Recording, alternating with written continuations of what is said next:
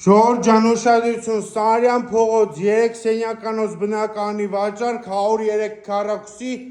առաջիկից 2-րդ հարկ քարի շենք հյուրասենյակը առանձին, խոհանոցը առանձին 2 ննջարաններով։ Սա հյուրասենյակն է անկյունային դիրքում, սա պատուհանն է հյուրասենյակի։ Առաջին ննջասենյակը Սարյանի փոշտ նայող տեսարանով, խնդրեմ գեղեցիկ վերանորոգած։ Էս էլ Սարյանի փոշտը։ 2-րդ հարկ քարի շենք կոկիկ վերանորոգված